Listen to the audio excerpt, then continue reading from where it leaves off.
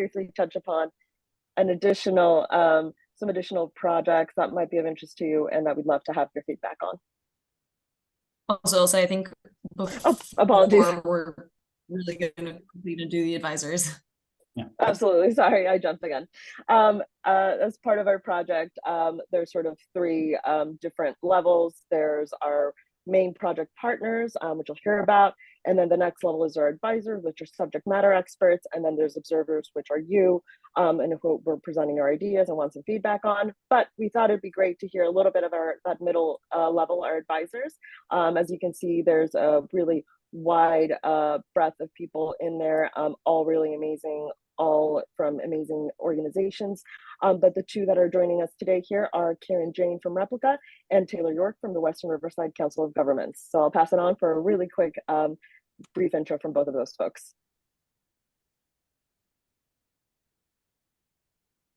Okay, I guess I can. Oh, thanks, yeah. Yeah, I'll kick it off. Cool. So hi, everyone. Taylor York. I am the program manager with Western Riverside Council of Governments and the director of the Western Riverside County Clean Cities Coalition. So we focus on providing resources to mostly fleets and government agencies to deploy alternative fuel and advanced technology vehicles in our region. I'm part of a network of about 75 coalitions nationwide supported by the Department of Energy. And we also have a growing focus in equity here as well. We just brought on a full-time person who is working to do community transportation needs assessment for our region to identify mobility challenges in environmental justice communities in our area. Yeah, so happy to be part of the process. I guess I'm one of the things I'm really looking forward to kind of coming out of this process is to see where agencies are directly kind of engaging in this process and what are the resources that we can, that they can tap into to deploy, policy and infrastructure. So thanks. Thank you, Taylor. And Kieran, if you're in the room, I'll pass it on to you.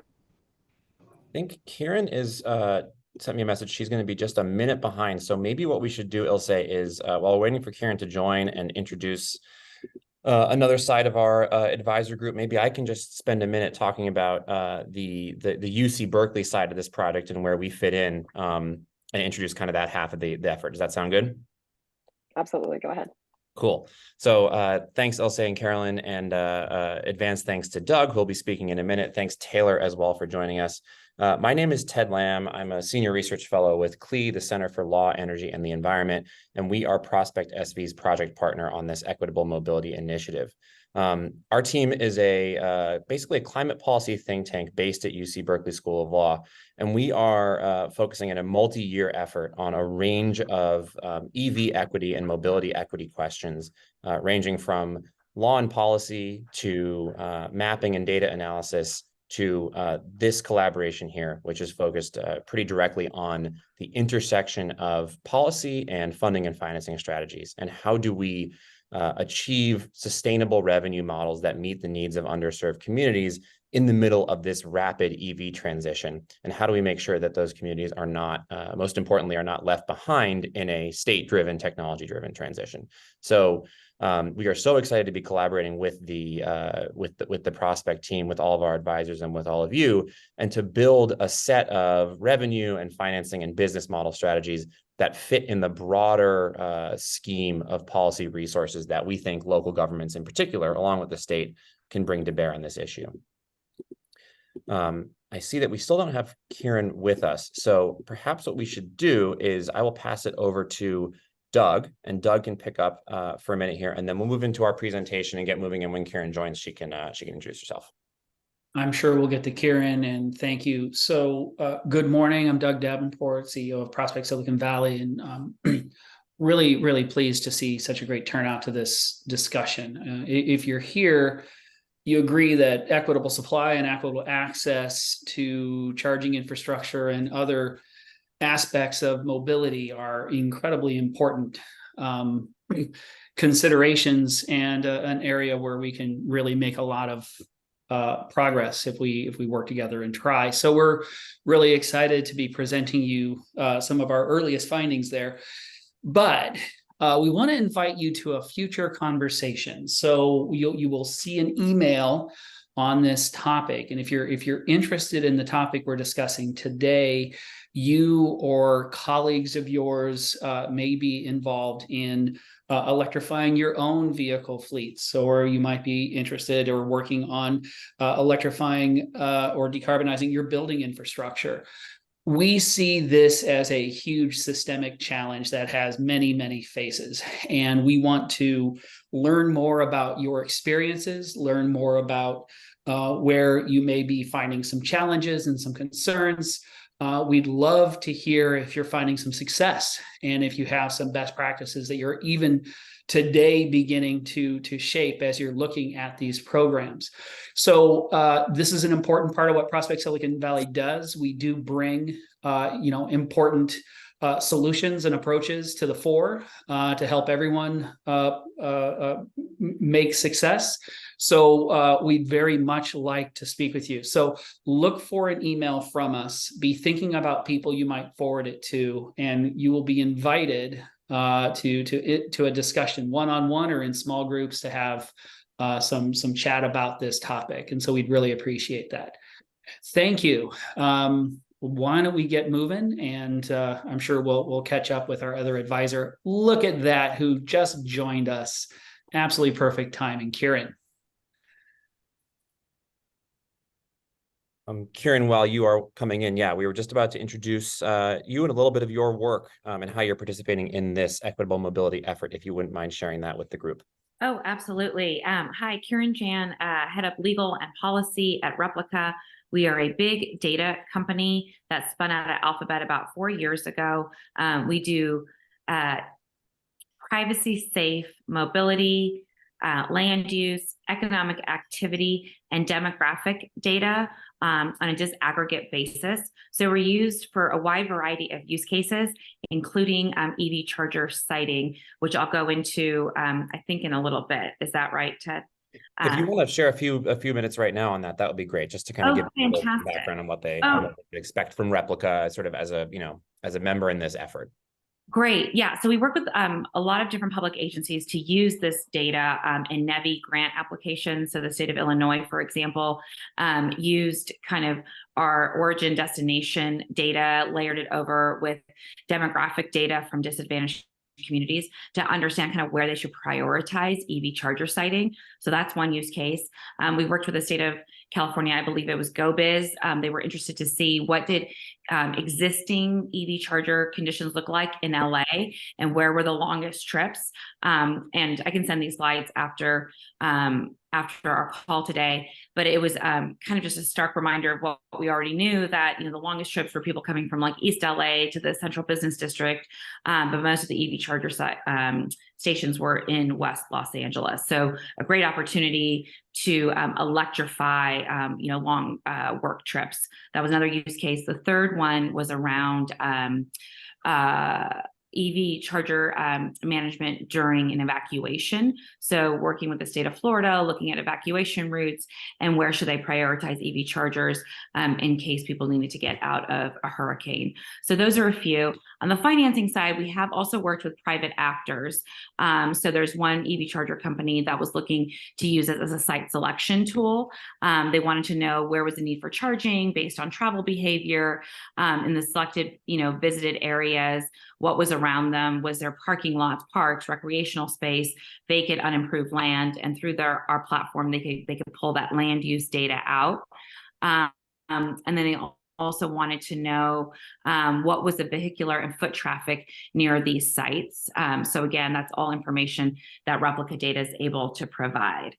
So that's just kind of at a high level what we do, and look forward to just answering any other additional questions or follow-up conversations if people are interested. Awesome. Thank you so much, Kieran. Really appreciate it, and really love to hear about just the range of capacities that you guys bring, that experts like Taylor bring, and that we're building into this advisory group to try to develop some strategies here. So I'm just quickly going to run through some bit of background here. I think everyone in this room is going to be fairly expert already in this space. But I'm just going to talk through what's the context in which we are approaching the issue of equitable mobility. Why are we here? What do we think the priority issues are and potential solutions? What are we working toward? So just as a bit of sort of overall context, as you're all very well aware, California has set a number of targets for a vehicle electrification transition, which is essentially leading to a 2035 date to phase out sales of new internal combustion engines. Along with that, for light-duty vehicles, along with that goes a tremendous need for charging at home, charging at workplaces, and charging in public spaces. The state has developed a huge suite of incentives to drive the acquisition of new electrified vehicles. And in that context, we actually had over 25% EV purchases among new vehicles in the last quarter of this year, which is pretty fantastic, leading the nation by far. And we also have a range of programs to get that charging infrastructure in place. I think with the understanding that the average Californian may have access to home charging, may be all set, may have access to workplace charging, but there are a range of use cases and a range of populations in the state, including underserved and lower income communities, where charging infrastructure is going to be challenging to install and challenging to access. So the federal government has created a number of incentives and direct grant programs to fund charging infrastructure, though primarily focused on highway corridors. The California Air Resources Board, the California Energy Commission, and the electric utilities are all doing pilot programs throughout the state. And the CEC, Energy Commission, has identified that there are almost 100,000 publicly accessible chargers available right now, but that's a far cry from the millions that we will need to meet the transition over the coming decade. And so what this, I think, what our group has identified, what this really points to is a bit of an equity gap. The state has started to address this on the vehicle acquisition side, shifting the credits toward an equity basis. Governor's Office of Business and Economic Development is hiring an equity, a ZEV equity lead to sort of coordinate all these different efforts. But some key programs have not passed. Proposition 30 did not make it through the ballot last year. And the main gap I think that we've identified is that city governments, to a large extent, are not to date developing fully comprehensive approaches to this, including funding and financing strategies. And we think there's a real gap there. So if we can go to the next slide, just a couple of key data points that we've been working off of.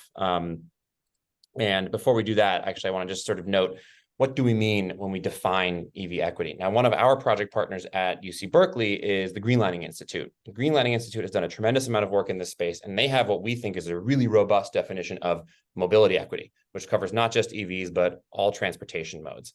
And what that really focuses on is, I think, three things. One, high quality mobility options, meeting the needs of communities and residents where they are. In a lot of places in California, that is an EV, that is a private vehicle, and we cannot avoid that in the EV transition. Ideally, it's public transit and more shared modes, but we're not there yet. Two, reducing air pollution and improving quality of life. And three, enhancing economic opportunity. Now that to achieve that has to run through social equity and community power and processes that involve community decision making, which is why some of the data that we're trying to pull together that Kieran was talking about is so important, because residents of communities have to have an understanding of where charging is going to be installed and why, if they're going to accept it and have access to it. So if we can go to the next slide, just a couple of key data points that sort of inform our thinking on this and inform our focus on the local government approach in particular. The first is that it is well established that public charging infrastructure and EV adoption go hand in hand. Now, this is perhaps a fairly obvious point, but it's a really important one. Now, this is not saying that public charging infrastructure causes EV adoption or vice versa, but rather we know that cities where there are lots of chargers are cities where lots of people can charge up and are comfortable adopting an EV. And this trend is borne out, as you can see, through most major California cities, as well as cities around the rest of the country. If we can go to the next slide, one of the main issues in this space, though, is that lower income and non-white communities, a nationwide trend, have less access to public charging. And this is borne out, I think, in both the data and also in, to some extent, just basic sort of intuition.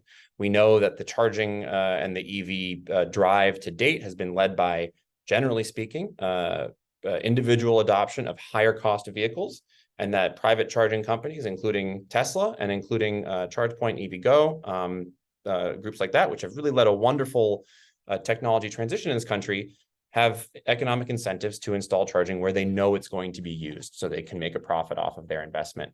And so this has led to a disparity in access to public charging. The California Energy Commission's SB 1000 report also identifies this disparity across the state, sort of county by county and in urban and rural areas as well. So we know that there's a major gap in charging access across these key criteria. If we can go to the next slide.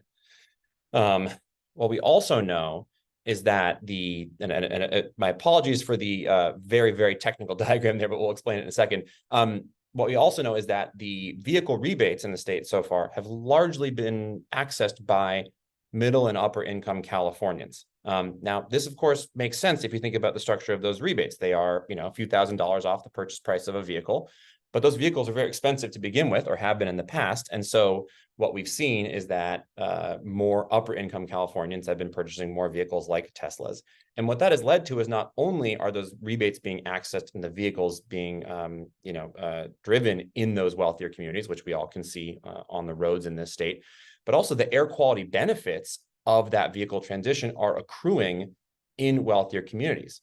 And so there has been a documented air quality benefit of the EV transition in California so far, but that benefit is very, very small in lower income communities, in state recognized environmental justice communities, and in communities of color. And so this is obviously doubling the inequity that we face in all of our transportation systems if these new benefits that the state is supporting are really directing towards wealthier communities. Now, California state leaders have started to address this by income capping access to these rebate programs, but it demonstrates the need for a proactive policy approach.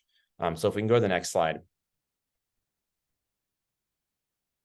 And this is what I think this is just a great survey that the Consumer Reports and EV Noir did last year, which demonstrates that not only do we have the data that demonstrates this disparity, but when individuals are surveyed, this information bears out in two ways. One, which is that Black, Latino, and Asian Americans are more likely to live in rental buildings and to live in multifamily buildings than white Americans. And both of those are high indicators of lack of access to charging. If an individual lives in a rented building, they don't control their electricity supply, they can't control renovations.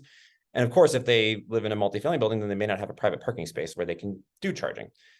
This contrasts with public interest in owning or leasing an EV, which is highest among those groups. And so we see that there's this equity disparity, not only in where we know the charging infrastructure is, but between the demand and the capacity to actually take up these investments. And so all of that together for our teams has really driven a concept that this is the space to address in the coming decade, and in particular to address at the local government level, since we know that's where the vast majority of people do their driving and their living. So if we can go to the next slide, we're going to talk just for a minute about, we can skip that one for now. We're going to talk just for a minute about some of the approaches that we're seeing to charging infrastructure and policy in local governments and where we think the financing and the revenue models fit in. So cities are taking a number of different approaches, from comprehensive action plans to pilot programs to permitting streamlining and just making it easier for private companies to bring charging into public spaces. And in some cases, cities are just leaving their hands off the program entirely. I think it's a private endeavor. It is not a portion of transportation infrastructure that the city needs to be involved in. I personally disagree with that approach, but that is a valid approach for different city governments depending on their geographies and their demographics. And cities are also looking at a number of different kinds of locations. Perhaps the most challenging is charging at the curbside and the public right-of-way, which is one of the most compelling use cases for a lot of residents. It's very familiar. It's where people park their cars overnight in a lot of our cities, but it's also incredibly challenging to actually get charging in the ground from a technical and economic perspective. A lot of cities are focusing on existing community facilities and parking lots where there are parking spaces that are off the street, that are committed to medium and long-term parking, in some cases overnight parking or full-day parking at schools, multiple hour parking at libraries, medical facilities, and those are really targeted as viable infrastructure and locations where people charge. And then, of course, residences and the city's ability to control or impose infrastructure in different residential environments is complex, but we know it's where people park their cars, and so it's incredibly high priority. So if we go to the next slide, we're just going to look quickly at 3 different approaches that we've focused on so far, how they vary, and where we think the financing strategies might fit into this. So 3 approaches that we've identified as sort of archetypes. First is the comprehensive action plan. And Oakland is one of the few cities in the state and in the country that has done this. Oakland has prepared just a comprehensive zero-emission vehicle action plan that dictates all the actions they plan to take over the next couple decades in order to facilitate an EV transition. Everything from public charging to mobility hubs to the jobs and economic development side of things. It's a wonderful plan. It is not funded. And that's where we come in. How do you raise the revenue to pay for all the different strategies that are included in here, whether they are public or private?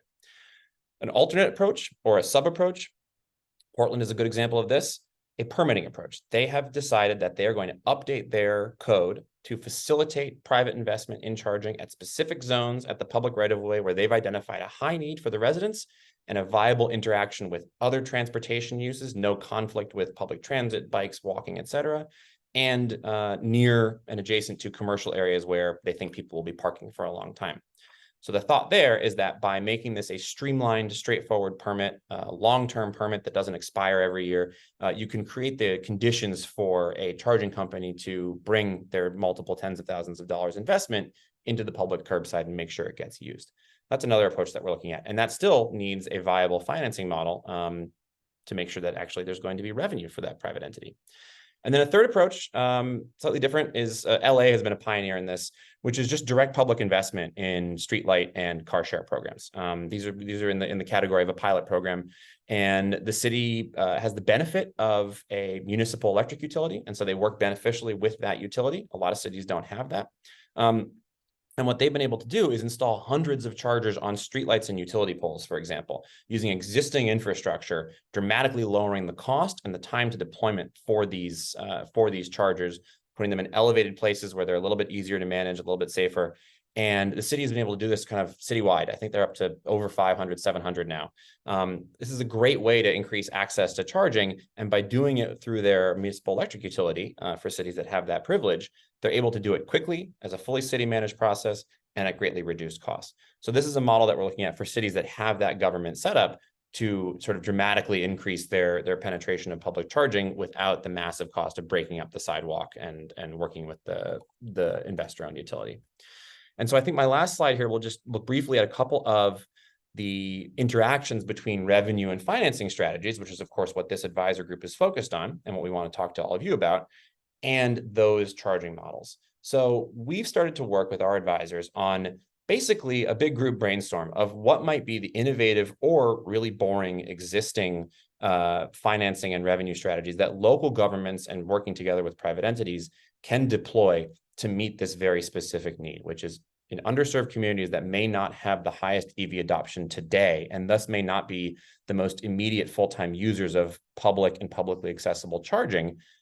How can either the local government or the private entity get this infrastructure in the ground in a way that demonstrates that it's viable, in a way that promotes EV adoption and ensures that this transition is equitable over the coming decade, but without taking a total bath? And how do we make sure that it is, if not revenue positive, at least revenue neutral, or at least viable for a local government? So just a couple of examples here just to get the conversation going, and then I think we're going to flip it over to the group to ask some questions and sort of share your thoughts. But there's a lot of interest in using the state low carbon fuel standard to generate credits. And that is a very viable pathway. It requires a fair amount of sophistication at the local government side to monetize those credits and sell them. But it's a revenue stream that can come from the sale of electricity for EV charging. And it's a major focal point of making these projects pencil out. It's creating sustainable programs, especially for smaller governments that aren't super sophisticated or experienced in using those credits to get that revenue flowing for the chargers they do install. Another possible kind of existing, possibly old school way to do this would be a standard general obligation bond or a revenue bond. Cities issue these bonds all the time for transportation infrastructure, for public improvements, anything that can be dedicated to a public purpose. Cities can fund it with a GO bond. Very standard old school way of raising revenue. It's never really, as far as we can tell, been applied to a large scale public charging investment in any city, and in particular in a California city. But it's transportation infrastructure, and there's no reason it couldn't. So we want to explore how might a city craft a geo bond to fund a long-term public charging program? What would it cost? What would that provide? And how do you sell that concept to the public?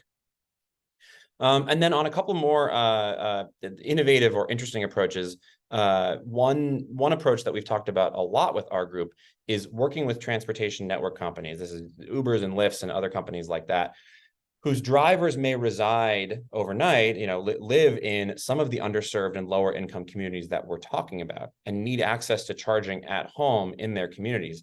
How can we work with those companies to provide charging, maybe get a cost share from the TNC company themselves to get charging in those communities and have it be accessible to everyone there? So we know there's initial demand for EV charging from the TNC drivers who are then going to be spending their day driving around the local area and serving customers. But in all those other off hours, the rest of the community can have access to a charging installation and see this infrastructure in an operational way in their community. So it's sort of a kickstart to charging in areas where there may not be tremendous EV adoption on day one. Another example are a few different strategies. For example, a master lease agreement, which is something we've talked about with a few different cities, for a city to enter a master agreement with one or two private charging companies in advance and essentially settle out all of the terms except for site selection and individual permits for installations. But to set out all the terms of design, all the terms of what the charging rates are, where there might be discounts for different kinds of customers, safety and accessibility standards, get all of that settled out in advance in a master lease approach, so that when an individual charging company comes in and wants to do an installation at curbside in a few years, the only thing that needs to be dealt with is the absolute most technical component of final site selection. And that is not in itself a financing strategy, but it relieves a lot of uncertainty for private investment in a way that we can consider that, I think, a backdoor financing strategy. So these are just some of the examples of the strategies that we are talking about with our advisors. And our goal over the course of this project is to elevate a handful of these concepts and iterate them into a point where we can either develop innovative pilots or develop a set of proposals for governments around the state to use. And I think that that is where the conversation with you, our observer group, really comes into play. Because what we want to do is socialize these concepts, get your feedback on what works, and hear from you about what issues you're seeing in your jurisdictions, what's working, what's not working, and what kind of questions you think we should be asking. So I think with that, I'm going to pass it back over to Ilse and Carolyn for our group discussion. Thank you so much, Ted. That was really great. Yeah, moving on to our group discussion. This is kind of where we open up the floor with you. Now, these are some guided questions, but I also saw some great comments in the chat. So if if anybody wants to volunteer a question that is not on here, by all means, we welcome that. But I'll just go ahead and get started with this first one. Particularly for the city governments. Oh, I see I have one from Lance, so I'll get started with Lance's. Can we break the chicken and egg roadblock of building out infrastructure? Charging seems to be focused on areas of demand, but demand won't appear until charging allows for adoption around and around. I definitely think that's something that has come up in our discussions. Ted, I saw you shaking your head. Is there something you wanted to say in that? Yes, absolutely. I mean, this is one of the main issues that we're trying to hit. And from my perspective, I think that to some extent, this is where the local government leadership comes in. And some local governments are going to have to take a bit of a chance on some of this infrastructure. If they do not, then what we will lose is that equitable transition. We will find that there are communities that 10, 12 years from now, when it's no longer legal to buy a new internal combustion engine in California, and gas stations are potentially either stopping to sell that product or shifting into an EV charging mode, it's going to become challenging to operate an internal combustion engine in California. And so I think it's incumbent on local governments to take a chance at this and try to figure it out. And that's where maybe that approach, working with TNC companies and trying to figure out, are there drivers who we know under the state clean miles standard are going to be electrifying in the next 5 years? Can we provide them charging? That's a seed investment for other members of that community. That's the kind of strategy that we're trying to develop. And we'd love to hear if there are innovative concepts here in this group, or if others want to raise their hand and share their experiences or respond in the chat, that would be great. Anybody from the audience, any responses? Totally fine. We can move on to a couple other questions. And it's free flowing. So of course, pipe in later if you have a thought or if you think of an example within your jurisdiction. And so obviously we spoke about the definition of equity that we're using, working with Greenlining. They're one of our advisors. We are curious to see if there are other ways, other jurisdictions are either defining equity or introducing equity into plans, especially regarding with EV infrastructure. I know there's different ones. Obviously, there's ones from Cal EPA where they use the Cal Enviro score to help score those. Some people go down to census tracts. Obviously, that's part of Cal Enviro scores. So we're just curious to see what other methods are jurisdictions using to help craft this, or perhaps equity hasn't made it there. Any responses or comments to that?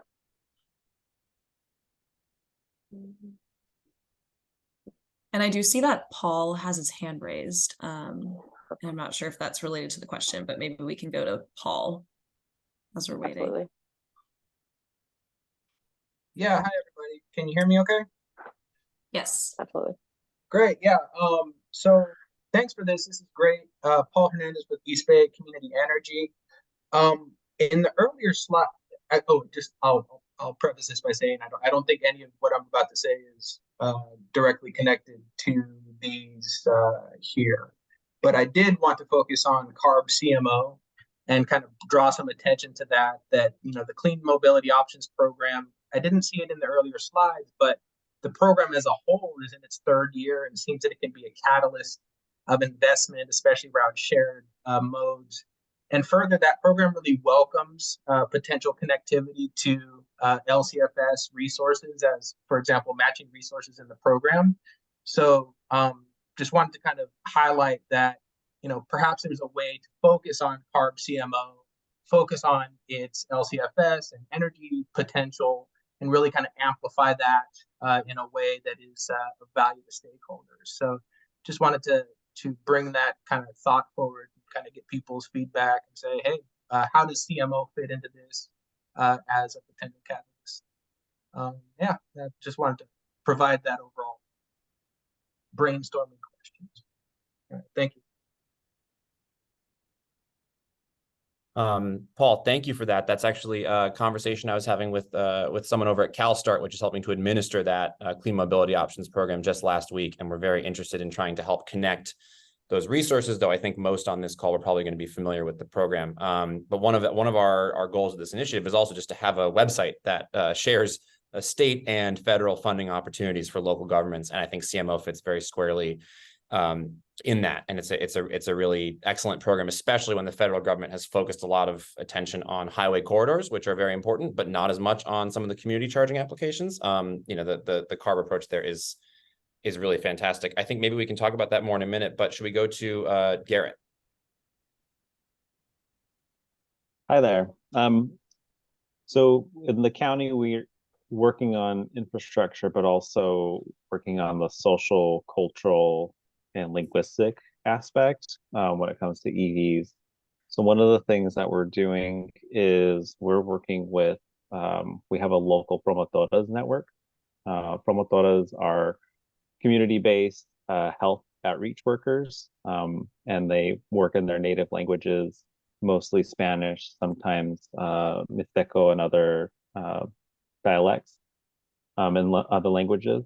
So we've been training them using the program or the platform EVs for everyone, for EVs para todos. So that platform is giving them kind of educational resources, giving them kind of a clearinghouse for accessing incentives. And then also that platform also guides people if they're interested in thinking about purchasing an electric vehicle, helping them navigate the process and the decision-making that has to go along with it.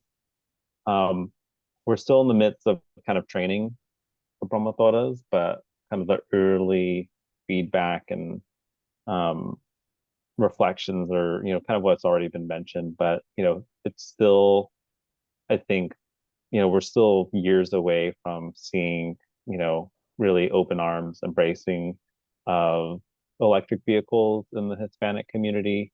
A lot of them, you know, a lot of people are immigrants A lot of people are working class and are really need reliability in their life in order to be able to make ends meet. And so having to deal with an electric vehicle poses a challenge to that. And so I think like we're talking, just in talking during one of our trainings, like the mental math that you have to do for planning your day or your week when it comes to a trip. That's more kind of far away than what people I think are prepared to do. When they're working multiple jobs, when they have the kids and they have to go long distances per se for their work. So we're making small steps in this direction and at least getting people aware of the fact that there are resources that are available that are dedicated to low-income communities, and we'll see what kind of traction that ultimately generates when it comes to people actually buying vehicles. But it is a little bit of chicken and egg because a lot of the communities where they're at, it's like, where are they going to go to get their charge? Like it would be a trip, and I think the other thing is that time is a luxury, or it's a privilege. So being able to kind of park and hang out in one destination just for the purposes of charging, is something that not everyone has the privilege to do. Garrett, thank you. That was a tremendously helpful set of information there, and I'd love to learn more about the Promotoris as that program kind of fleshes out a little more. And I think the last point that you made about the privilege of time and the privilege of charging fitting individual use cases is just so important, and it really gets to how equity is defined in this space. And equity will mean different things for different people and different in different communities. But the most important thing is that the shift to EVs cannot reduce mobility and cannot reduce access to mobility for people around the state of California. And so figuring out how to craft programs that meet that goal is really one of our core focus areas. I think Joy had her hand up on the phone. Are you there, Joy? Can you all hear me? Yeah. Okay, hi. A few points. Hi, everyone. Joy Massey. I am at Marin Clean Energy. And I just want to highlight a few pieces. It's kind of new to MCE, but not new to the space. I think when we talk about equity, especially in the EV transition, I think we need to really think about access along the spectrum, and especially when we're talking about equitable priority communities, right? Like we are now talking about EV charging infrastructure, right? But there are so many people who don't have access and won't have access to vehicles in particular, right?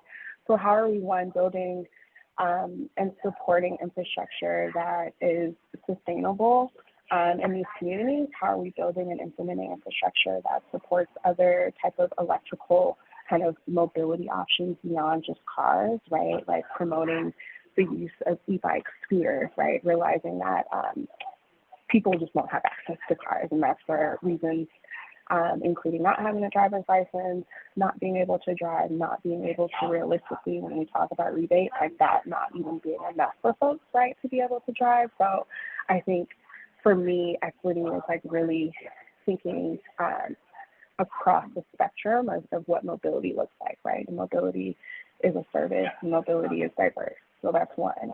I think at MCE, a part of our charging program, so we offer rebates to municipalities, to developers, multifamily kind of developers. And I think one strategy that we're taking is really putting time and resources and making sure that affordable housing developers and multifamily developers really, right, have access to the support that's needed to install EV infrastructure. I think, I'm not sure who first made the comment in the chat, Amelia, right, was saying that it would be interesting to see some level of mandate for the amount of chargers that need to be installed in multifamily housing units, right? When we talk about barriers to access and to adoption, charging is obviously one of them. And so making them more accessible is placing them in places where people don't have the ability or authority to locate chargers, right? And so working with developers to ensure that where we can, making that charging installation no cost or free,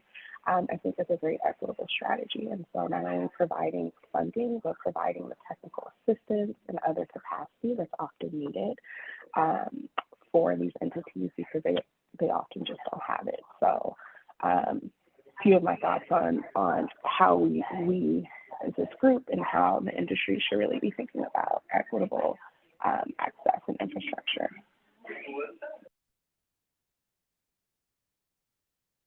Awesome. Thank you, Joy. That's all incredibly helpful. And I know that that you guys are real leaders in this space. And I think we will be coming to you for some guidance on how to craft some of the strategies that we're working on. In particular, some of the multifamily and residential, hard to reach residential areas is something that we want to be really thoughtful about. And I've seen some really good comments in the chat on this as well, including perhaps not a revenue strategy or a financing strategy, but mandates for new construction to be EV ready or EV charging installed. That can be considered a backdoor financing strategy if it's done effectively. So it's definitely an area we want to focus on. I think Amelia has a hand up. Maybe we'll go to her and then we'll go to Paul after that, since he's already had a chance to chat once.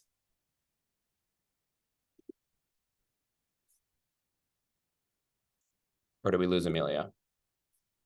We may have just lost Amelia. Okay, well then we'll Why go don't to we go to Paul, and then if she jumps back on. Okay. Yeah, well, thank you for the opportunity to chat twice here. Just wanted to kind of highlight and kind of amplify what Garrett was saying there, especially around supporting specific communities, for example, Latin communities and so forth. One pilot we might want to look into would actually be out of San Pedro, specifically that was deployed in the projects there in San Pedro, EV car sharing. It was done in collaboration with some partners down there. I actually had the privilege of working on that project prior to my time and moving to EVCE.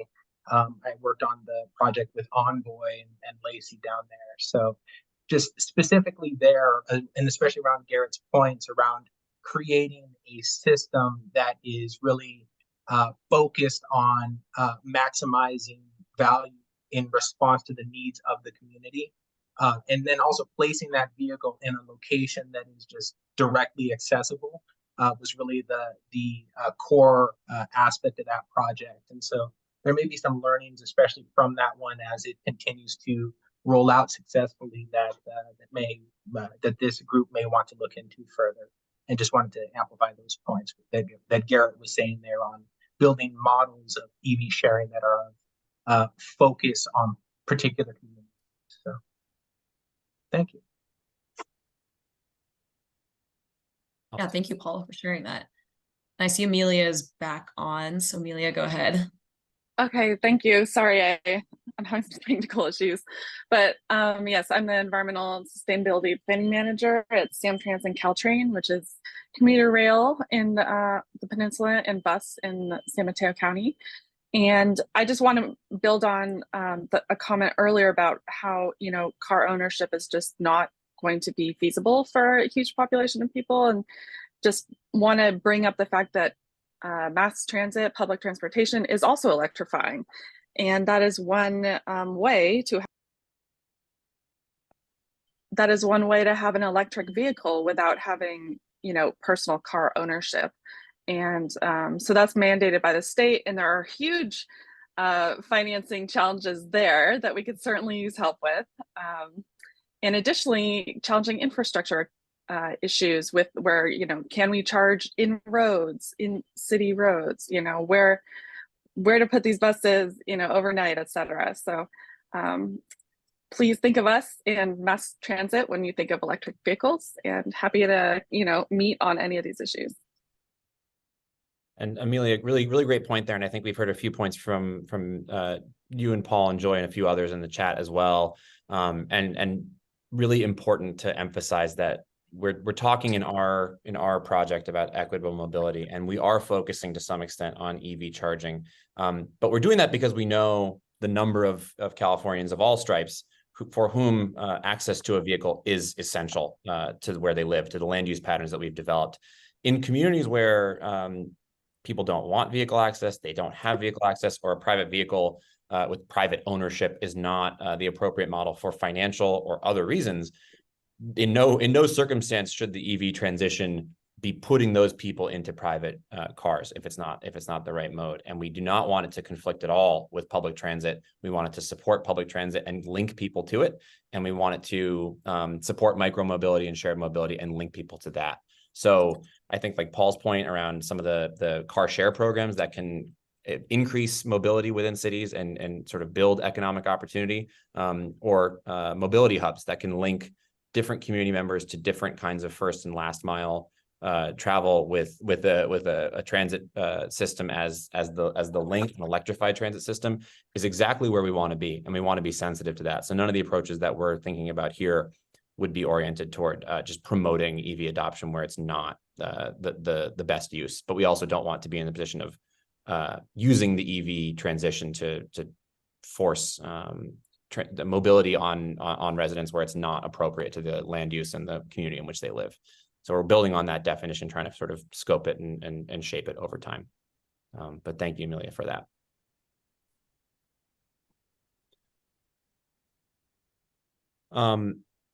One comment that I wanted to build on a little bit is the question around, and I think Andrea raised this in the chat, which is infrastructure upgrades that are predicate to EV charging. And I think this goes with on both the residential side. Older buildings often need electrical upgrades in order to support EV charging. Not even older buildings, just a lot of buildings overall. And a lot of communities, the grid infrastructure is older and has not been invested in. And so it is not necessarily ready to take on a whole bunch of new infrastructure and load. And this builds into a lot of the other just the physical challenge of a lot of this work. And I would love to know if there are any leaders in the room who have sort of confronted this at the local government side, if they have been able to get around some of these barriers or to promote maybe building electrical service upgrades that integrate EV charging and other building upgrades and electrification at the same time in a way to draw down the cost for everyone.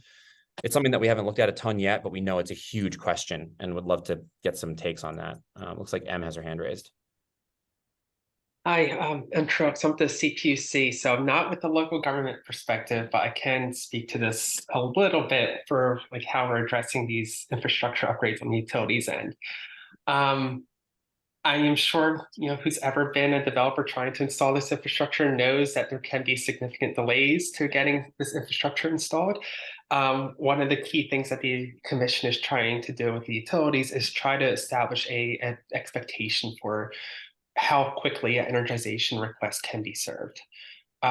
This does not address the long timing that it is required to take to complete these infrastructure upgrades, mainly because there are a lot of steps outside of the utilities control that impact this, like something that you mentioned earlier about permitting. That is a key barrier that we are trying to overcome that does delay the process, due to significant, really reasonable reasons. But we are directing utilities to establish an expectation for how quickly this infrastructure can be installed, which gives some certainty to the investments that are coming into these locations, for the developers and the EVSPs who are installing the infrastructure to know how quickly they can come in, deploy the infrastructure, and then leave to the next site. But beyond this, getting to the point of ensuring there's a significant capacity at locations. It is a bit longer term, but we are working with the utilities to actually improve or inform, essentially improve their planning processes so they can identify these locations where key charging infrastructure will ideally be located in the future. And when this infrastructure is identified, or the infrastructure needs are identified, the utilities can start requesting funding for that earlier and requesting the resources to actually perform these upgrades at a reasonable time rather than waiting for when a customer is requesting this infrastructure at the moment. So I'll stop there, but I just thought I could share that. And thank you for raising that. And actually, one of the things I mentioned earlier, which is that a component of our broader project is trying to develop some data analysis and mapping resources specifically for local governments and stakeholders to help identify top priority locations for publicly accessible charging. One of the key inputs there is the capacity maps that the IOUs have produced over the last few years, and we know that there are some issues with those maps being up to date. But that's a huge, it's one of the key inputs is just, do we know if the grid has capacity on a particular line in a particular community to take on the public investment right now? So it's great to know that you guys are working with the utilities to make those same kinds of decisions. And if there are more updated maps than the publicly accessible ICA maps, we'd love to see them. Well, those maps, they're currently ongoing process to improve those maps. It's a separate process, but I believe the timing for the expectations for when those improvements are made is around 2025. So again, longer term than we would like, but understanding the needs and resources necessary to implement these upgrades, it's sooner rather than later. Yeah, absolutely. And even a slightly outdated map is better than no information at all, for sure.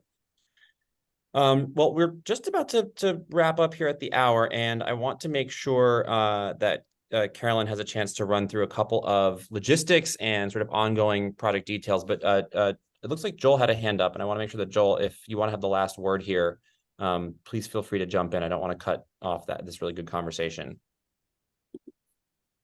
Hi, everybody. My name is Joel Francisco. I'm the County of Santa Barbara's zero emission vehicle specialist. And so one of the things that we've been trying to do to address the electrical upgrades, and this is very context specific for multifamily properties, is that there was a recent effort to apply for California Energy Commission REACH 2.0 grant. And so one of the worries that we had for this grant is that a lot of these properties would need those electrical upgrades. And one of the, I guess, case studies that we based our application off of was done in the, I think it was Silicon Valley Clean Energy. It was one of the Bay Area Community Choice Energy who's implemented this similar type of funding where they, instead of installing level 2s, they've installed either low power level 2s or level 1 EVSE for their multifamily in order to reach the maximum funding caps per charging port. And so it's kind of been going in reverse. Rather than installing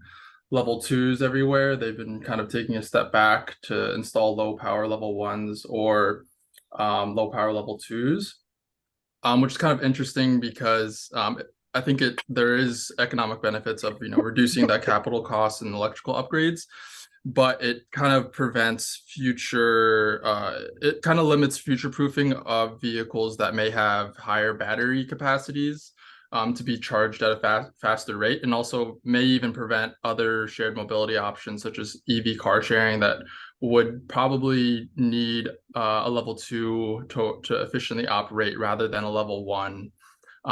So yeah, kind of just a little bit insight about what's going on here in Santa Barbara. Thank you for sharing that. Really, really interesting. Yeah, thank you so much. And I want to be mindful of time, so I think we'll close out the group discussion and go over a few kind of logistical things. But I just want to thank everyone that raised their hand, shared their questions, and put some stuff in the chat. This was a really great discussion. And just to kind of go over the broad meeting timeline, as we've mentioned, this effort includes meetings with our advisory group as well as this larger observer group, which we're really excited to have kicked off today.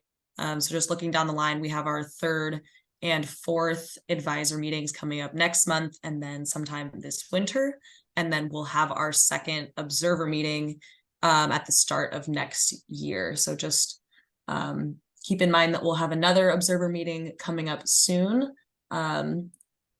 And for our advisor meetings, these are kind of the next couple topics that we have coming up. And so this meeting coming up next month, we're going to be talking about kind of defining equity and discussing strategies in the EV infrastructure planning context, and then some private funding and subsidy approaches is kind of like our next 2 main topics. And during our next observer meeting, we hope to share some of the key takeaways from these conversations. And so you'll kind of get filled in on these conversations as they go.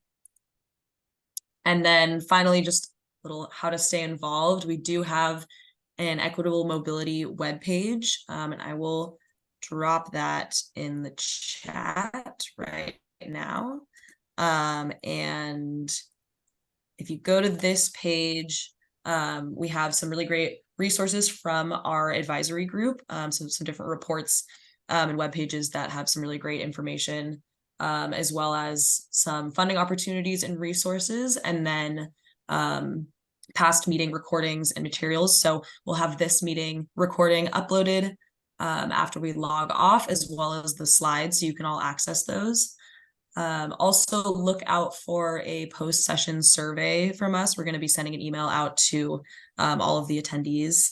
And then on our last slide here, we just have our contact information. So if you want to get in touch with any of us, please feel free to shoot us an email. I also just want to call out that on our Equitable Mobility webpage, we have, if you scroll all the way down to the bottom, you can fill in your email and your information and kind of put yourself on our email list so that you continue to receive communications about upcoming meetings, new resources, anything new like from our advisors. So I encourage you to fill that out if you're interested in staying in the loop on this effort. And please feel free to forward the website or any of this information to anyone in your network that maybe wasn't able to make it today or who may be interested.